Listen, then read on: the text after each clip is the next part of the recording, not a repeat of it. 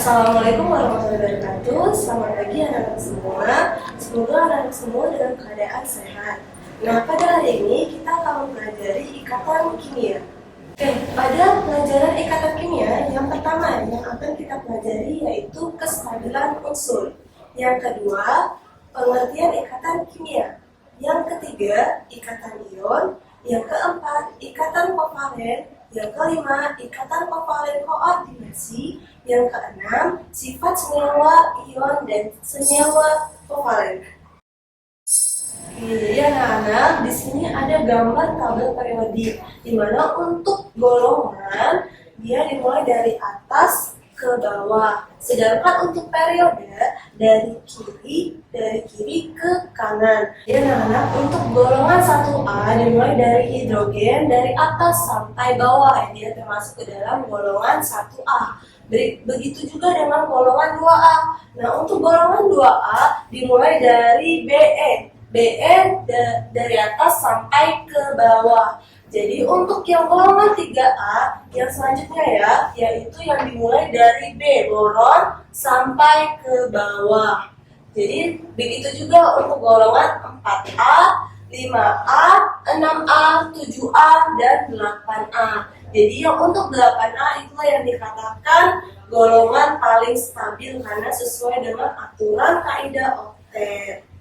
Jadi untuk nomor atomnya bisa ditentukan dari kiri yang pojok kirinya. Jadi misalkan nih di hidrogen nomor atomnya di sini adalah 1.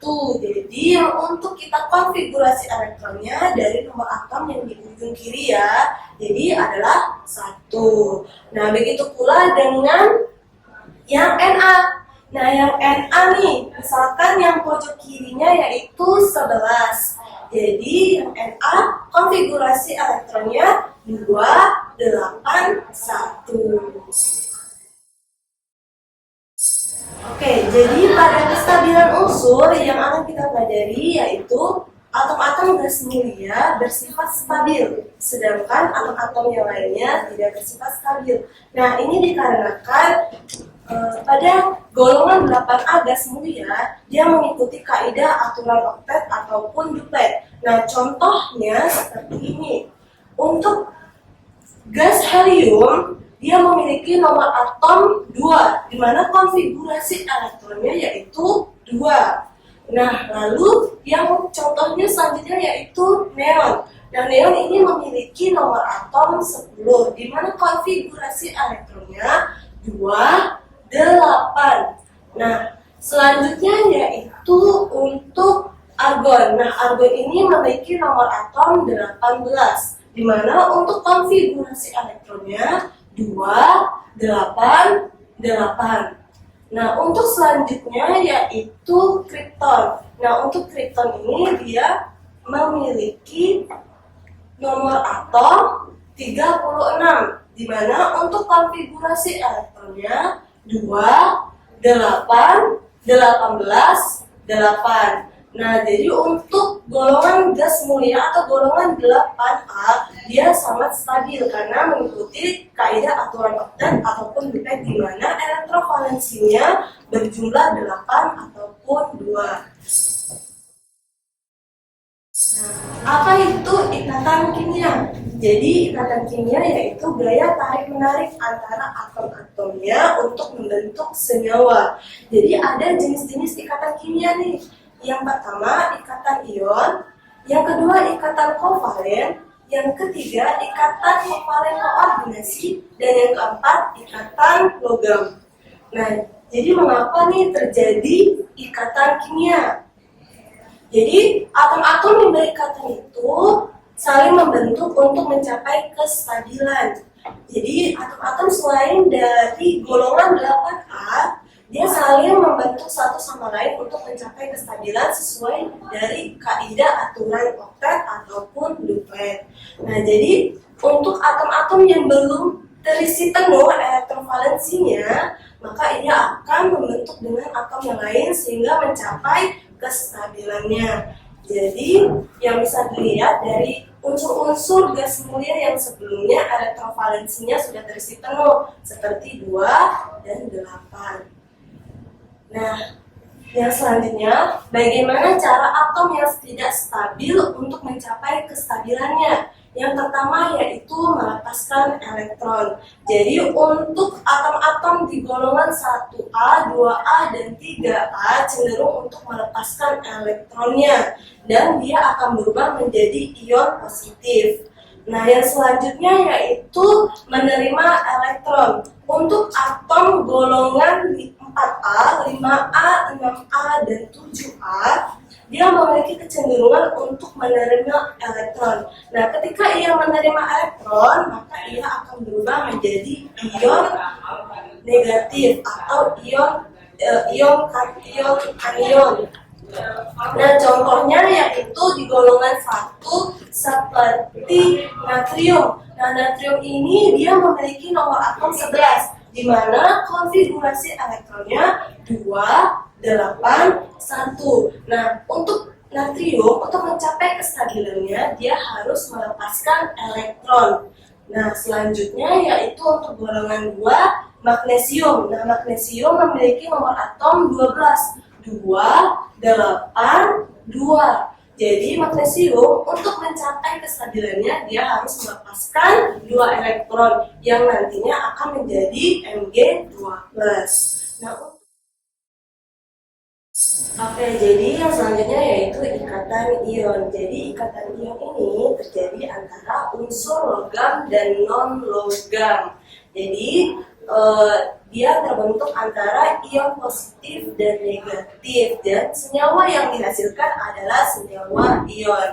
Nah, contohnya adalah NaCl, di mana Na atau natrium termasuk unsur logam.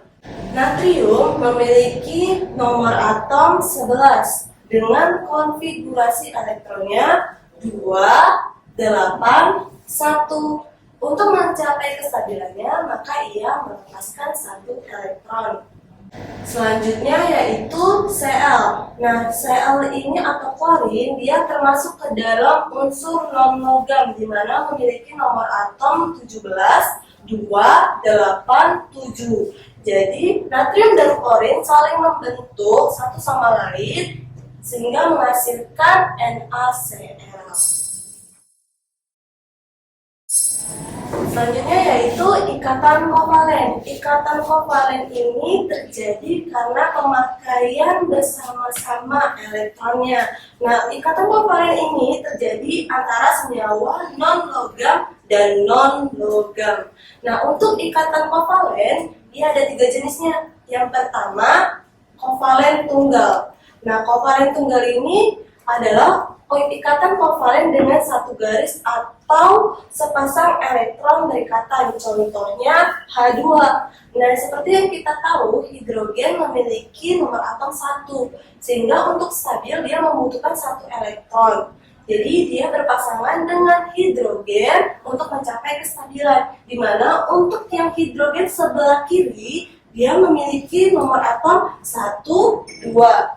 Sedangkan hidrogen yang sebelah kanan memiliki elektron 1, 2. Jadi sama-sama memiliki 2 elektron untuk mencapai kestabilannya. Oke, selanjutnya yaitu ikatan kovalen rangkap 2, di mana ikatan kovalen dengan 2 garis ikatan atau 2 pasang elektron berikatan. Contohnya yaitu O2. Oksigen ini dia memiliki nomor atom 8. Sehingga konfigurasi elektronnya 2, 6. Dia membutuhkan 2 elektron lagi supaya stabil menurut aturan oktet. Jadi dia saling berikatan dengan oksigen yang lainnya untuk mencapai kestabilan, sehingga elektrovalensinya 8. Nah, contohnya nih, yang oksigen sebelah kiri dia memiliki elektronnya 2, 4, 6, 8. Yang sebelah kanan memiliki elektronnya 2, 4, 6, 8. Jadi sama-sama sudah stabil dan memiliki elektrovalensinya 8. Nah, selanjutnya yaitu ikatan kovalen rangkap 3. Nah, ikatan kovalen rangkap 3 ini dia memiliki 3 garis ikatan, yaitu atau 3 pasang elektron berikatan. Nah, contohnya yaitu N N2. Nah, N2 ini memiliki nomor atom 7 dengan konfigurasi 2, 5. Nah, jadi nitrogen satu dan nitrogen yang lainnya saling berikatan untuk mencapai kestabilan. Jadi, yang nitrogen sebelah kiri dia memiliki nih nomor atomnya 2, 4, 6, 8. Yang sebelah kanan 2, 4, 6, 8. Nah, jadi kalau untuk penulisan rumus bangunnya yang dimasukkan perangkap 3, sepasang elektron yang tadi berikatan kita garisin jadi 1. Jadi yang di nitrogen di sini dia ada 3 pasang elektron yang berikatan nih. Jadi kita garisin dengan 1, 2, 3. Sama halnya dengan ikatan rangkap 1 dan 2 sebelumnya. Yang selanjutnya yaitu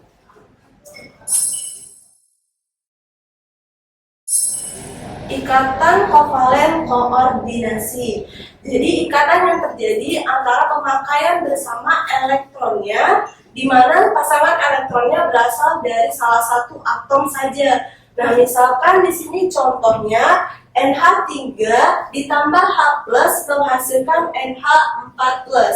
Jadi NH3 nitrogen sebelumnya sudah berikatan dengan 3 atom hidrogen. Jadi nitrogen di sini dia memiliki sepasang elektron bebas. Ada 2 nih nitrogennya yang nantinya akan dipakai oleh H+. Nah, H+ sendiri dia tidak memiliki elektron lagi dikarenakan dia sudah melepaskan elektronnya. Jadi hidrogen H+ dia memakai elektron bebas dari nitrogen sehingga yang H+ dia memiliki elektronnya 1, 2 untuk mencapai kestabilannya menurut aturan Dupletnya. Jadinya dia menghasilkan NH4+, di mana untuk ikatan kovalen koordinasinya yang garis untuk penanda ikatan kovalennya yaitu yang N dengan H+-nya. Selanjutnya yaitu sifat senyawa ion. Nah, sifat senyawa ion ini dia yang pertama dapat menghantarkan listrik. Nah, kalau dalam keadaan cair, senyawa ion dapat menghantarkan listrik. Sedangkan dalam padatan senyawa ionnya, dia tidak dapat menghantarkan listrik. Nah, untuk kelarutannya sendiri, dia larut dalam senyawa polar. Nah, yang ketiga yaitu titik didih dan titik lelehnya tinggi. Sedangkan yang keempat berwujud padat, bersifat keras dan rapuh. Oke, sifat senyawa kovalen yang pertama yaitu daya hantar listriknya. Jadi untuk sifat senyawa kovalen ini dia tidak dapat menghantarkan listrik karena tidak dapat terionisasi dalam larutannya. Sedangkan untuk kelarutannya dia larut dalam senyawa nonpolar. Nah, untuk titik didih dan titik lelehnya yaitu rendah. Nah, dia juga bersifat lunak dan mudah rapuh.